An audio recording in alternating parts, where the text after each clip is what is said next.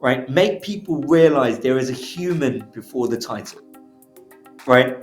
Don't judge me by my title. Don't judge me by the baggage of the title. Don't judge me by the perception you have of that title. I'm a big learner, and every time I make a mistake or I fail at something, I always ask myself the question of, okay, what did I learn from that? Right. And I think often I used to, in the early days of starting up, right, I would go to talks and listen to podcasts and things like that. And every time you go to a talk, you listen to a podcast, you just want someone to give you the secret.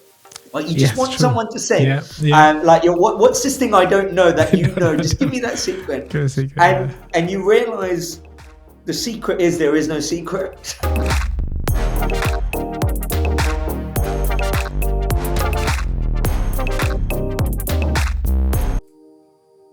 Welcome, everyone. This is Rohit, your host from Curious Chronicles podcast. Today, we are thrilled to have a visionary leader in the world of learning and development join us. His name is Nelson Sivalingam. Nelson is the CEO and co-founder of HowNow, a groundbreaking learning experience platform that's changing the way organizations engage and develop their teams.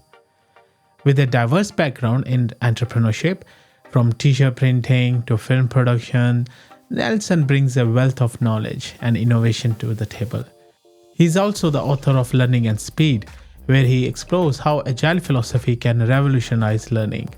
Get ready to dive into a conversation package with insights on leadership, innovation, and the future of learning. So, without further ado, let's welcome Nelson. Welcome, Nelson. Welcome to Curious Chronicles podcast. Thanks for having me. Nelson, I a little bit mentioned about yourself. Would you like to add anything else what people don't know about you? Well, I think you've made me sound better than I am. So I think you've done a good job there. No, man, you deserve it. You deserve it. Yeah. So obviously, we know I know you from quite long now, and you have spoken about your family's migration from Sri Lanka to UK, and then how it actually influenced your drive and resilience. So can you share to our audience a little bit more about how these early experiences actually shaped your entrepreneurial journey?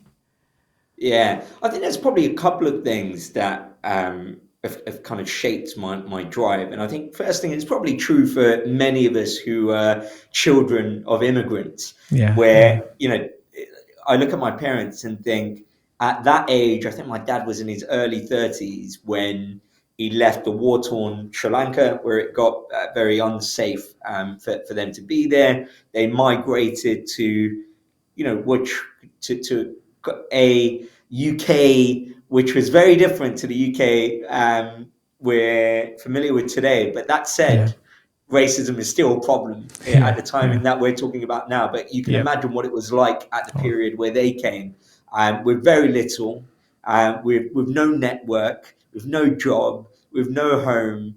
And I often look at that and think, I'm never going to take a risk that's that big in my lifetime. hmm. Right? None of the risks I take on a day-to-day basis are equivalent of leaving everything you know, everyone you know, and coming to a strange old country that you're not familiar with. And so it often used to bother me when I was younger, where I was like, am I making the most of this privilege that my parents have given me? Right? Did they really take this big risk and come over to this country for me to do the same thing they did?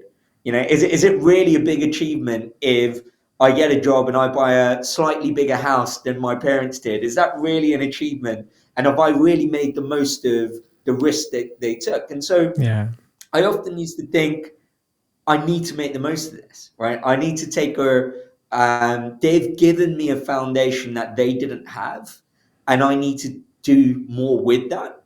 And I think that really motivated me, combined with um, coming from a war-torn Sri Lanka. Like many people of that generation, my dad was also very actively involved in activism and politics from a very, very young age, whilst in Sri Lanka. And that kind of continued even when he came to the UK.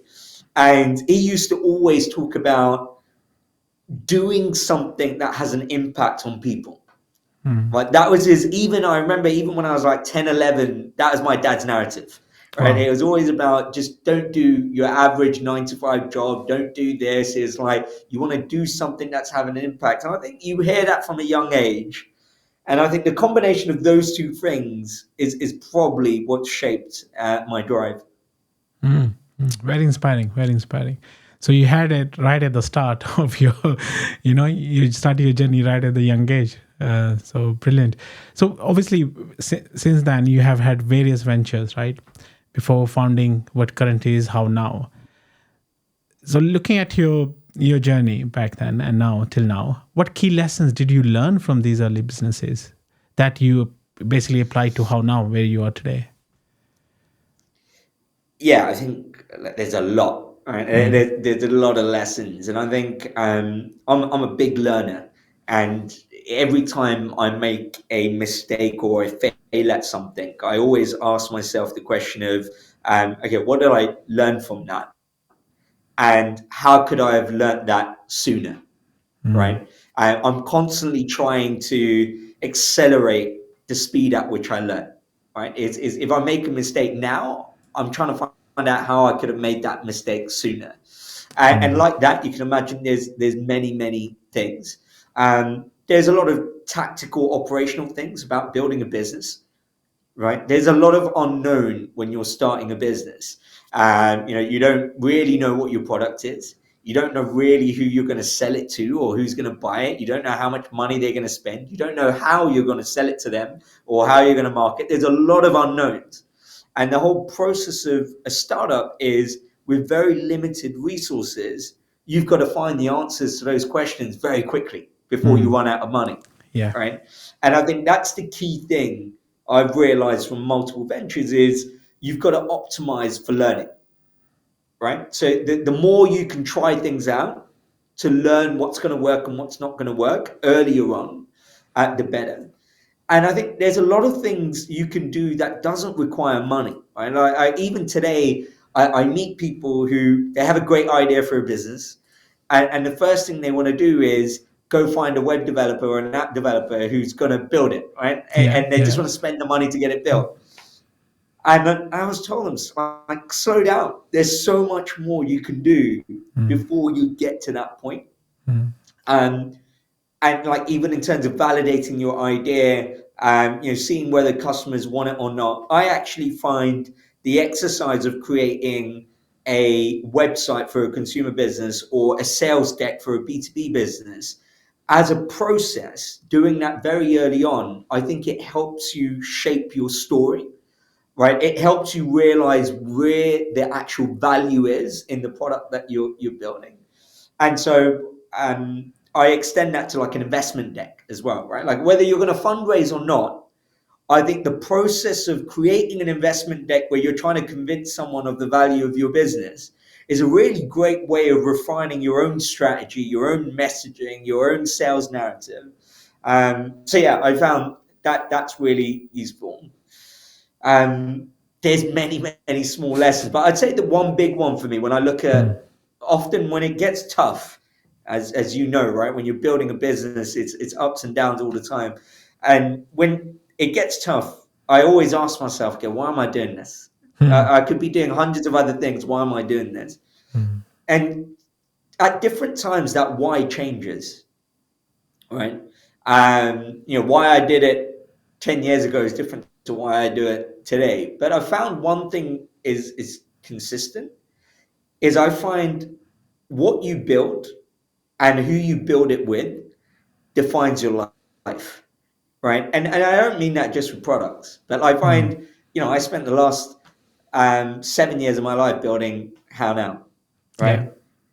That has defined so much of my life, Mm. right? Like the space I'm in, and it's also defined who I meet, the people I get to work with, the people I get to partner with, and those people have shaped my life, right? And so it's such an important decision what you build and who you're going to build it with. Now, that could be a community, that could be a podcast, right? That could be a family, Yeah. Yeah. right? And I think you can apply that to life where what you build and who you build it with defines your life. And I think that's the big learning I take away from these four ventures because all four ventures that I've done have been in different domains, right? Like one was in film and video, another one was in hospitality, another one was in video advertising, another one now is in learning and development. Um, but that thing has been consistent. Yeah. A lot of things which I picked up was learning organizations, right? And the second thing was the company you work with. I mean, company in the sense that the people company, right? Not the company organization, but the people you work with, right? Could be family, It is very important for us to understand that, like you said, I think learning organizations will thrive more because you're always learning in learning mode rather than saying, oh, I've done what I want to do. That's it, right? I'm not learning. That's my main proposition, and that's it. I'm going to do that. It's all about evolving. It's all about that thing like I'm learning every time, every step of the way I'm learning. So good to hear, Nelson. Obviously, like you mentioned, like the why when you started, how now, and why now is probably changed. So what was the initial vision for how now, and how actually evolved since its inception? Yeah, I think with how now that it was really around this problem that there was a skills crisis that was happening in the world, right? Like even if you go 10 years back, there was a concern that people are not going to have the skills they need to do the jobs that are going to exist in the world, right? And why is that a big problem, right? Let's look at it on a personal level. We all probably know friends and family who don't spend enough time and effort in upskilling themselves, Yeah, right? yeah, yeah, And the risk for them is if they don't do that, they're going to struggle to get competitive jobs that are going to be able to support their livelihood, right? So if they can't get those jobs, they can't support their livelihood. And if they can't support their livelihood, then it affects the quality of their life, it affects where they live, it affects what they can do for their children, it affects your relationship. And if you scale that, people are at risk of becoming socially and economically irrelevant, right? We could see that happening with friends and family, yeah. but if you scale that to a society and scale that to a country, that's a huge problem, Mm. right? You could have a huge segment of your society who are irrelevant economically and socially. And so at that time, I could see that governments were worried. That's why I think Singapore was one of the first governments to create a skills department that was focused on subsidizing skill development. Many countries have followed, including the UK, since then. But I was essentially looking at this problem, going, "This is a big problem, right?" And if you want to build a big business, you got to solve a big problem, right? That's the first thing. The second thing is, by that point, because I had done other ventures, I knew whatever business you go into takes time, right? And so you really got to question yourself whether is this the problem that I want to spend the next few years of my life trying to solve? Because there's a risk that it might not be successful, but I still got to be happy with the journey. Right? I've still got to be happy that I learned about this space. I tried to solve this problem. It wasn't successful, but I enjoyed the experience and what I learned. Right? And I felt passionately enough about this problem that I thought, that's fine. I'm happy to dedicate the next few years of my life to solve this problem. Whether I get it right or not, whether it's successful or not, I want to spend time trying to solve this problem. And that was the why. Along the way, we tried a bunch of different ways of solving this problem, right? Like on day one, Yeah, it wasn't HowNow. We tried a bunch of different things, different ways of solving the problem. You learn more about the problem, and then you realize, okay, this solution might be better. And so I often say we took a long scenic route to get to here, but then we got here. nice, nice, great, great. Yeah, I remember when you actually started this, right? I still remember the time and where it is now. So huge congratulations, Thank you. huge. Obviously, a brand or a product or a company is not without its their leaders, right? And you as a co-founder, and are you in the CEO role at the moment, right? That's Of the right. company, Yeah. of the company. So how would you describe your leadership style? And obviously, like you mentioned, your previous businesses as well. How has it actually developed over the years?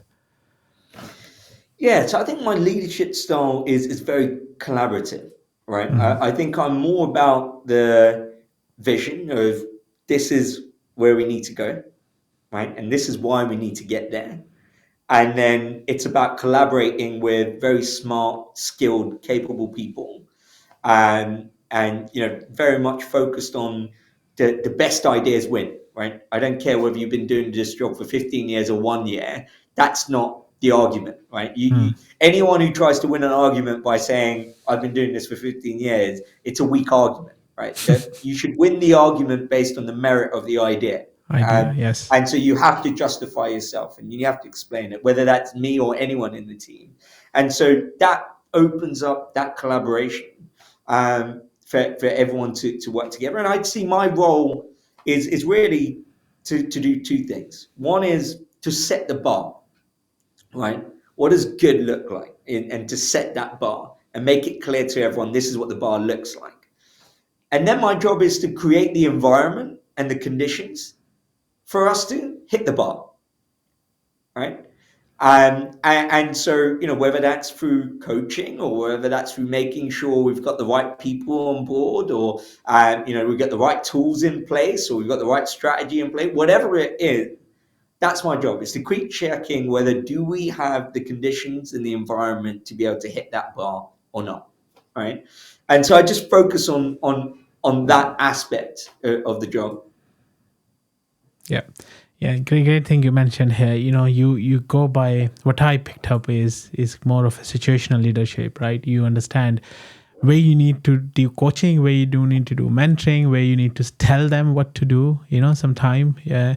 And love the way you said, it's all about the merit of the idea, not about the people who are saying this. This is very, very, very key thing in organizations where people just say, oh, I have experience, right? You just listen to me. But then, the people who are new to this business, they probably might have a better idea as well, right? So we have to listen. So brilliant take on this, Nelson. Oh, I'm thinking about, obviously, when you're growing up, I know you had a lot of influence from your dad, from your parents, your family as well. Are there any other influential figures you had in your careers, and how they actually influenced you into your role as a leader? Yeah, I wouldn't say in person, like people I know in person. If anything, I often say when I was starting out, um, actually there was a massive lack of representation. I mean, it's a very different world today where we talk about a lot of South Asian CEOs of big companies, Yeah, but yeah, that wasn't the case. wasn't the case. Yeah, More than a decade yeah, ago, yeah, and not just in the wider mainstream, but even within my family and my circles, I didn't know anyone who, the closest to running a business was extended family members who were running like a service station, right? Like yeah, that yeah, was as far yeah, as that was as far as it went. And so you didn't really have people who are doing the type of thing that I wanted to do at the time. So it wasn't necessarily from speaking to people I actually know, but I'm a massive reader, right? mm, So I read a lot, and I think that's probably played one of the biggest roles in shaping who I am, right? Like I've read from an early age since I was like at universities where I probably really got into reading everything other than that was a university textbook. I was reading everything else apart from university textbooks. And so I think at that time, my thinking was shaped around, I used to read a lot of biographies and autobiographies. I was a bit big in that. And so, the classic ones, like I think Richard Branson's one was one of the first ones I read. I was already a massive Apple fanboy. I used to work for Apple. And so you can imagine I was as massively a fan of Steve Jobs. And I think Walter Isaacson's autobiography of Steve Jobs. I found it incredible picture of him, and I think that and videos of Steve Jobs and all of that is massively shaped. But also, I'm a big film buff, right? So I grew up on a healthy dose of Tamil films and broadly Indian films. And I'd say there's a lot of people in that space. Like one of my favorite film directors is Maniratnam yeah, in India, and yeah, like yeah, just seeing how he approached things was just as relevant for me in my line of work. And I often say, like, making films and running a startup is, to me, the same thing, because one person has a vision, and they're bringing people together to execute that vision. Whether that's a film or a startup, it's the same thing, right? And so I think there's a lot there. I'm also a massive Rajnikant fan. For those people who don't know, Yeah. he's an Indian film superstar who I grew Yeah. up on in my young ages. And, I feel like growing up on it, my mum was a massive fan of him. And I think that's why it kind of rubbed off on us.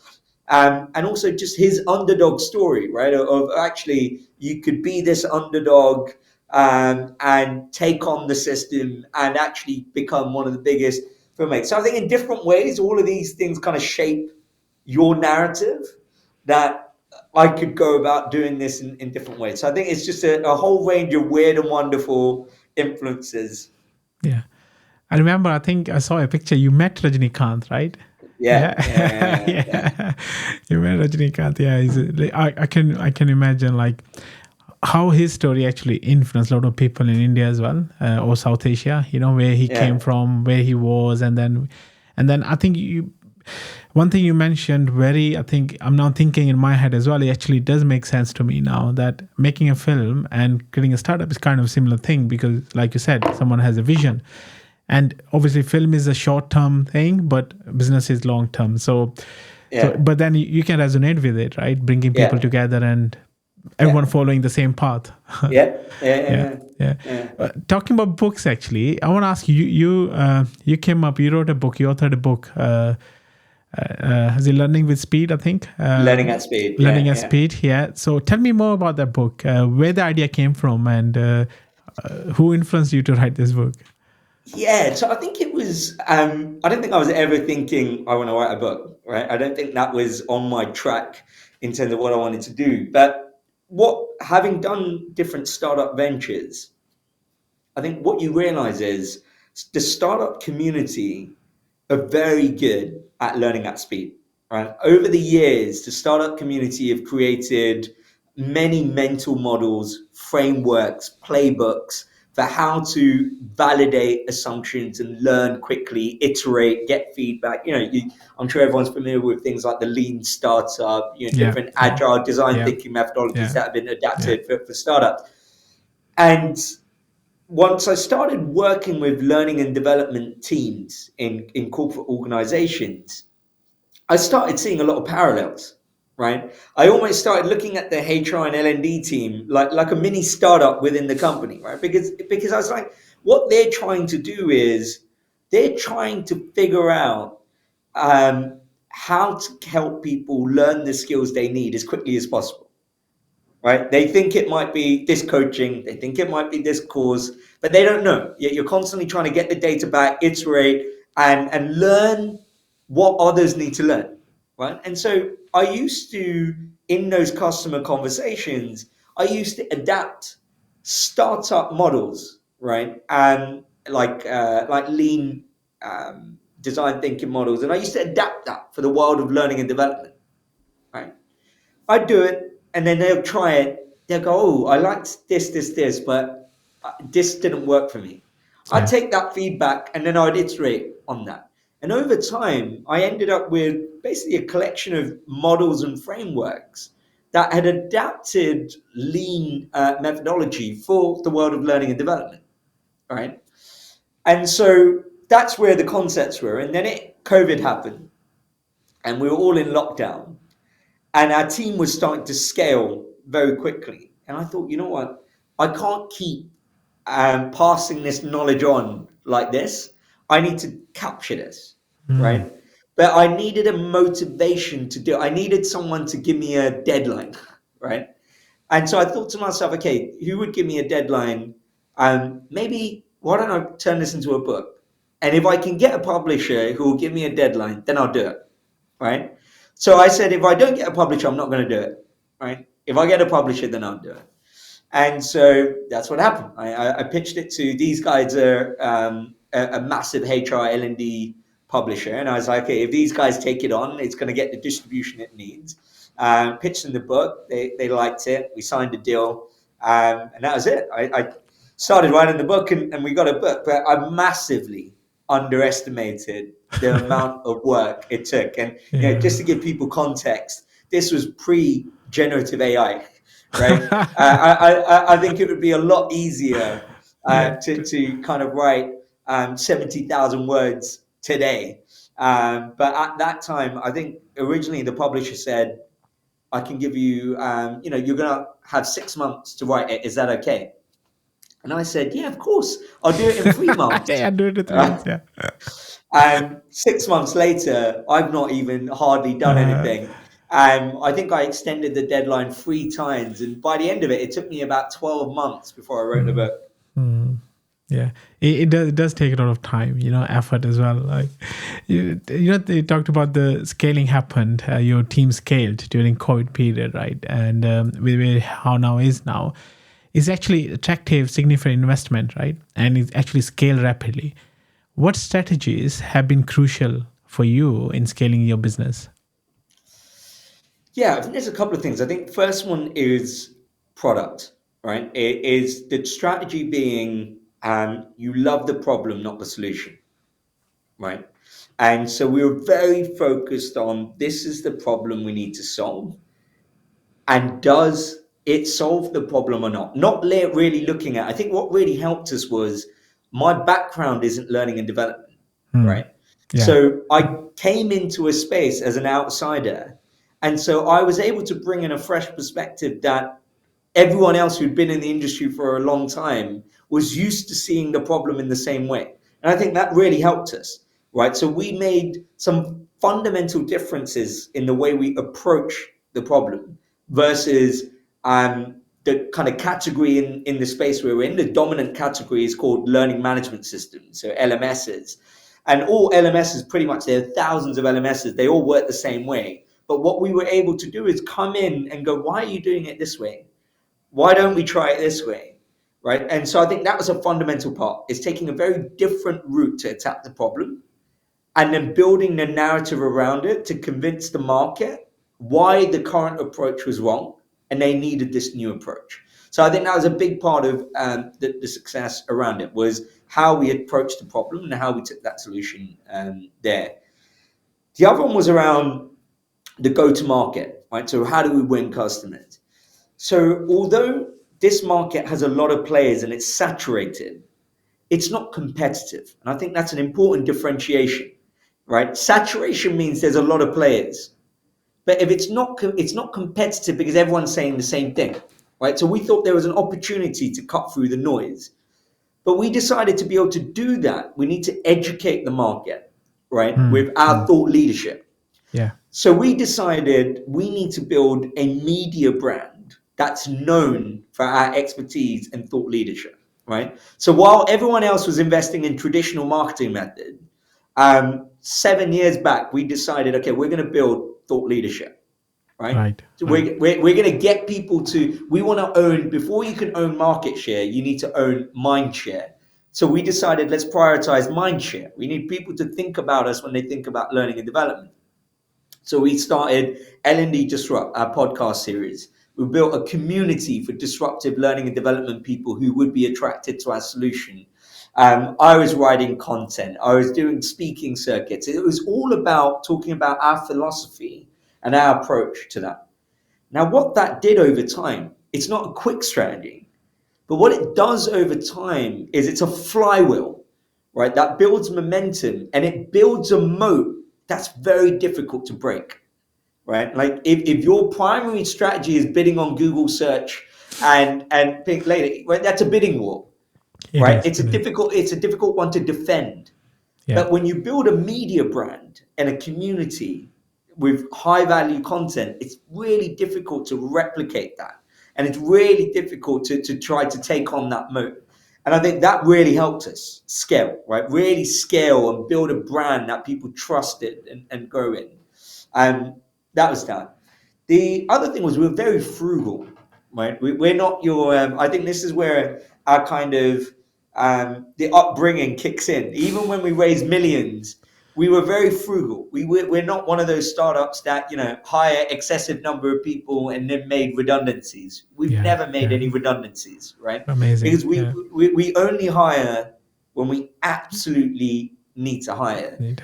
What that meant was, although our team was growing, we were still relatively quite a nimble and agile team. So Mm. I think we were able to move much, much faster than our incumbents could. And I think those are a few things that we did really, really well. So to give you another example, instead of scaling our sales team, we scaled our partnerships, right? So we found a local channel partner Right, in South right, Africa. right. We found a local partner in Singapore, which meant we didn't need to have a headcount. I wasn't paying salary, but we still had a sales force in those countries who were selling our brand, Got right? it. And it was Yeah, yeah, win-win. And yeah, so we were able yeah. to scale our presence without scaling our overheads. And Mhm. so I think those are just some of the things that I think we did that has resulted in us being able to grow as fast as we did. Yeah, brilliant. I want to pick up on the nimble thing you mentioned just now. That's what we believe in. Business agility happens where your change is quite nimble. You can change quickly in the market, right? Rather than wasting so many months for change, and then the change is very less cost on it, right? It's very nimble, very quick, right? Only then you can have business agility. Otherwise, there's no point when you change takes like 6 months or 1 year or 2 years to take. Right? That's market moves on, time moves on. 2 years down the line, it'll be a different problem, Yeah. not Yeah. today's problem, right? So, yeah. So obviously, with every entrepreneurship, they often involve setbacks, right? There's never a easy curve, easy road. There's a lot of potholes. So can you share a significant failure which actually you faced and how you overcame it? What was your learnings? I mean, there's so many, right? I, Right? Like, I thought so. Pick and I one. wouldn't say they're like, Yeah. they're mistakes you make, or there's like, Mm. near death experiences from an entrepreneur situation. Like in the early days, there were like a couple of times I can remember where, we're getting to payday, but we didn't have the Right. money to make payday, right? Like we were like Wow. 4 days Wow. out, and then all of a sudden, we come up with a plan. We managed to figure it out. Especially in the early days, in the first couple of years, we were pivoting because Mm. we didn't find a product that was working, and we weren't generating revenue. So you imagine in that time, you've still got to keep going back out to investors, raising more money, and convincing them that we're going to be able to figure this out, and this is why we're going to figure this out. And in those times, you sometimes really do start to doubt, like, are we going to figure this out? Like, are we actually capable? And then you look around, right? You're only human. You look Yeah. around and you go, other people seem to be figuring this out and doing well in different spaces. Am I not smart enough? Am I not capable enough of doing this? Everyone has a down, sure, right? Like, and so that's the kind of spiral you go into. And I think that's where over time you build the resilience to focus on the things that you can control, right? Right. Right.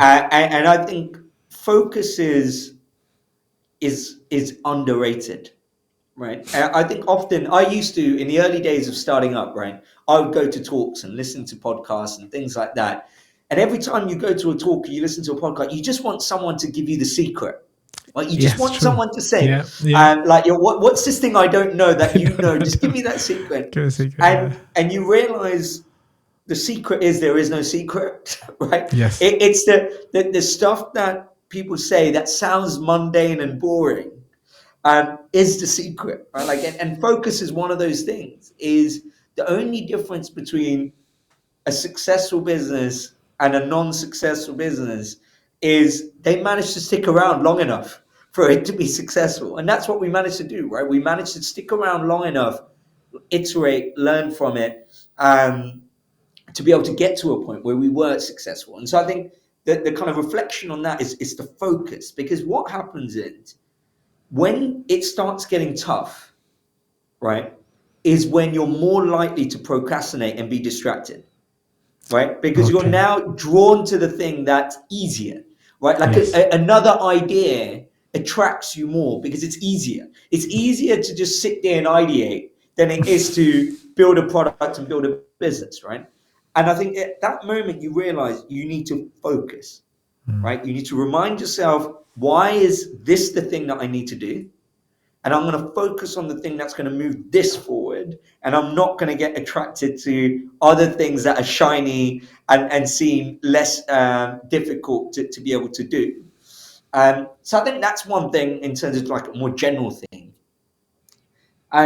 again, I say it's not failing because we're still here, right?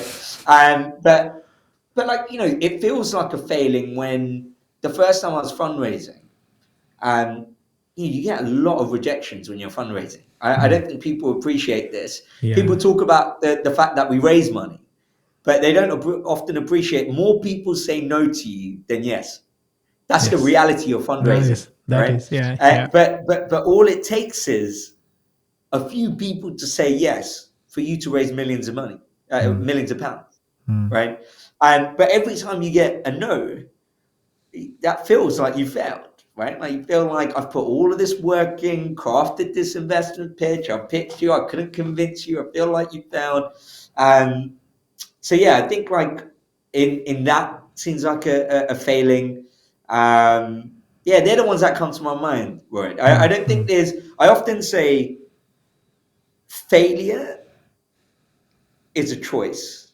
Failing is a part of the process, right? Failure is if I feel like I'm a failure, that's only because I let myself feel like a failure, right? I accepted it, I'm a failure. But failing is just, yeah, I got five things wrong, but then the sixth thing was right, and that's all that mattered. Yeah, and it's actually not a failure in itself. It's just a learning, right? Yeah, So you can improve next time what you think. Oh, reflect on it and see what you could do better next time, right? It's all about yeah, learning, right? And like you said, 4 to 5 times you fail, 6 times somebody will say yes, right? So yeah. it's yeah. So And look, often you only need to get one thing right every one so thing right, often, exactly, right? Long as you exactly, get the yeah. right thing Right right, thing, right? Yeah. yeah, Yeah, that's it. And obviously with this new AI things, you know the market, what's going on now these days. How do you see this technologies like Chat GPT or Google Gemini, transforming the L&D landscape?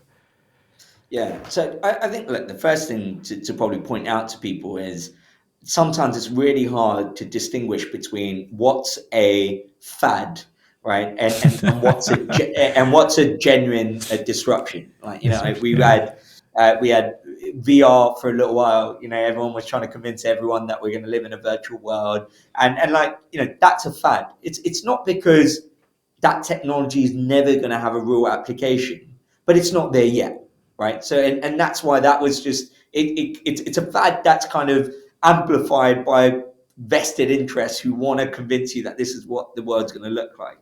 First thing to recognize is generative AI isn't that, right? Generative AI isn't a fad.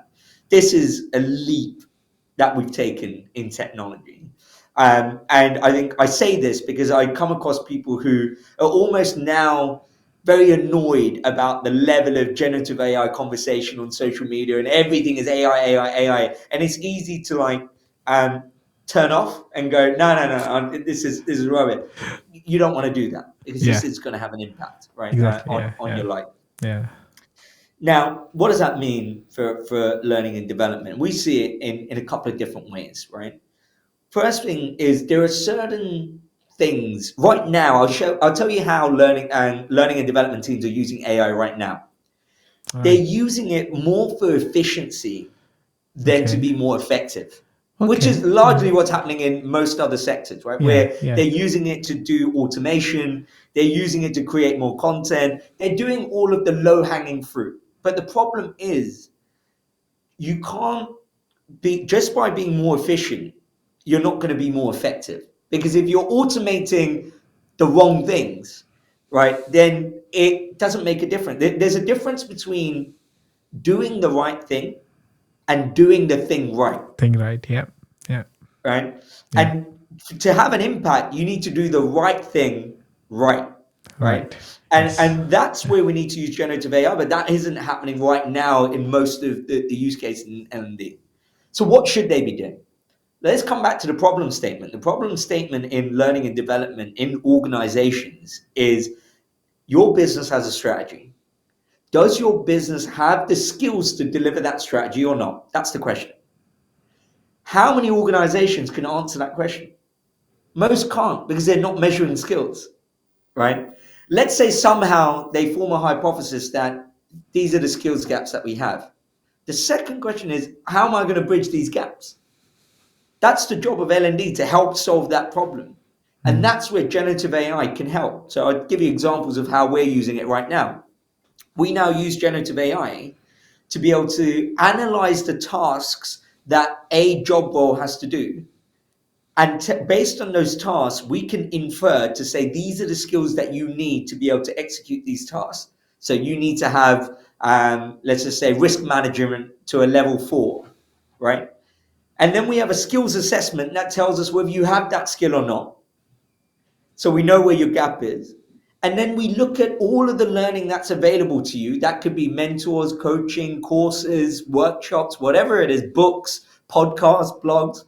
And then we can connect you with exactly the learning resource that's going to help you bridge the gap that's important for you to do your job today. Mm.